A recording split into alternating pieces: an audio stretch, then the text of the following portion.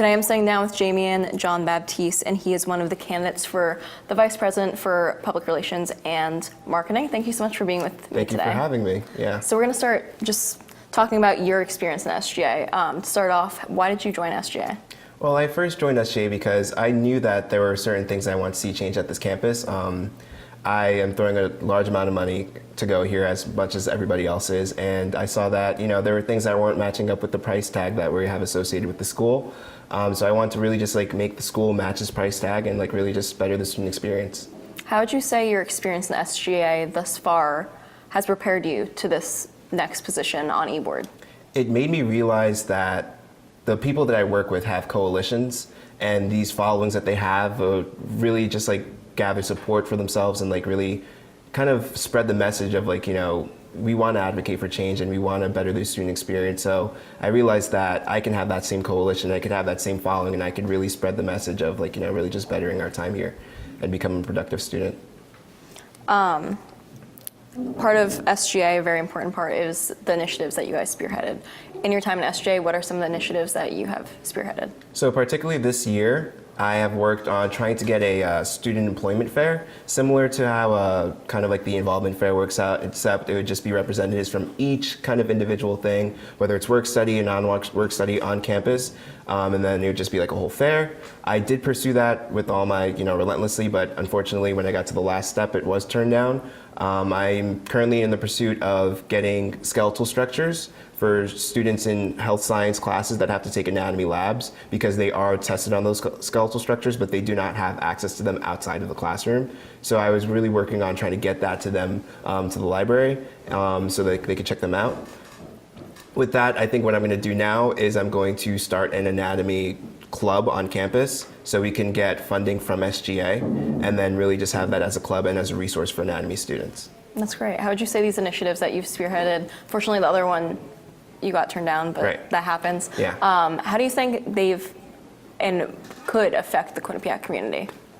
I think, well, for me individually, I think it's just not really taking, that final no for an answer. For example, the skeletal structures thing, that was also turned down by administration, and then I was just really distraught by that, but I said, this is not the final step. Let me go around and really advocate for that change. Let me find, not necessarily a loophole, but another alternative option to really kind of just get that to the students, because that is a disservice to the students that they don't have access to that. So I really did learn that we have the potential to not necessarily take that no from the administration just to heart. We can definitely find alternative routes to getting things done and really advocating for change. Fast forward to Wednesday, say you are elected for VP for Public Relations and Marketing. What are some of the first changes that you want to do?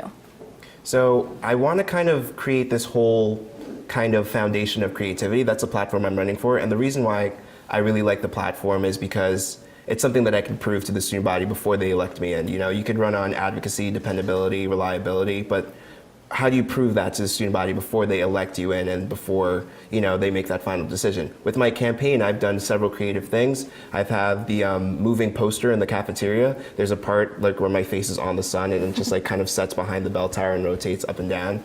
And that's not something that's utilized by the students and student organizations. They don't use moving posters and things like that, creative kind of styles of doing that. So I want to kind of create a culture of just PRing those things to the uninvolved students, because I do think that that's the solution to getting to those students that aren't involved. It's not butchering them with emails and flyers and littering the res halls with flyers. I think it's just taking that creative initiative and really getting that message out to them. And how would you say, and why would you say you're the best candidate for this position? I definitely think that it's that creative aspect. I'm the candidate that's willing to think outside of the box and that unconventional candidate. And I think that is something that's absolutely imperative to the position of PR and marketing. Just because, like I said, that the majority of the campus is just the uninvolved students that necessarily, don't go to the events, don't go to the clubs and stuff. They're not really involved. And I really want to engage those students to let them know that, hey, this can be a part of your experience. And I do think that that creative approach is the way of going about doing that. Well, thank you so much for sitting down with me. I really appreciate it. Thank you for having me. Polls open at 8 a.m. on Wednesday morning. Make sure to vote on Do You QU. To follow along with all of Q30's SGA election coverage, make sure to go to q30tv.com/debates2019.